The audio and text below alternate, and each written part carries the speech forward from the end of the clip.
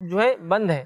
اور یاد رکھیے اللہ تعالیٰ کی فضل کرم ہے، اور جنت کے دروازے اور جہنم کے دروازے بھی ایک طرح کا سگنیفیکنس بتاتے ہیں۔ وہ یہ ہے کہ جنت کے تعلق سے آتا ہے کہ اس کو 8 دروازے ہیں، جہنم کے تعلق سے آتا ہے اس کو 7 دروازے ہیں۔ تو اس سے علماء لکھتے ہیں، محدثین لکھتے ہیں کہ یہ جو 8 دروازے ہیں اور یہ جو 7 دروازے ہیں، یہ ایک طرح سے اللہ تعالیٰ کی طرف سے ایک اعلان ہے کہ میری رحمت کبھی بھی میرے غضب پر غالب ہے۔ مطلب رحمت بڑی ہے میری، دروازے 8 ہے، اور جہنم کے دروازے 7 ہے، مطلب میرا غضب کم ہے۔ تو اللہ کی رحمت کے تعلق سے کوئی ایک حدیث ہے، ماں کی رحمت اور اللہ کی رحمت دیکھیے حدیث اس طرح سے وہ کہ جو ہے آپ وسلم فرماتے ہیں کہ اللہ نے جو محبت ہے یا رحم ہے اس کے 100 حصے کیے، اور ایک حصہ دنیا میں بانٹ دیا جس کی بنیاد پر چرند پرند انسان جانور سب ایک دوسرے سے محبت کرتے ہیں، اور 99 اپنے لیے اٹھا کے رکھے ہیں رحم کے۔ اور یہ بات بھی اللہ نے طے کر لی اپنے نفس پر، میرے غضب پر میری رحمت غالب رہیں گی ہمیشہ، یہ بات طے ہے۔ تو جنت کے دروازے 8 ہیں، غالب ہے جہنم کے اوپر کہ اس کے ساتھ۔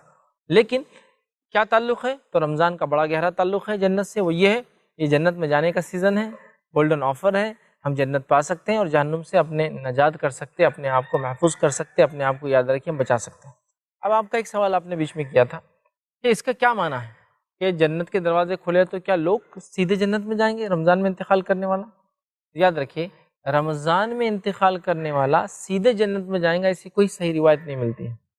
جو ملتی ہے وہ یہ روایت ہے جو میں نے آپ کے سامنے جو رکھی کہ رمضان کے مہینے میں جنت کے دروازے کھول دیے جاتے ہیں۔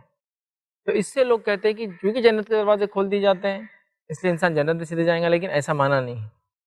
صرف وہ انسان جو جمعے کی رات یا جمعے کے دن انتقال کرتا ہے اسے عذاب قبر نہیں ہوگا، یہ حدیث میں آتا ہے۔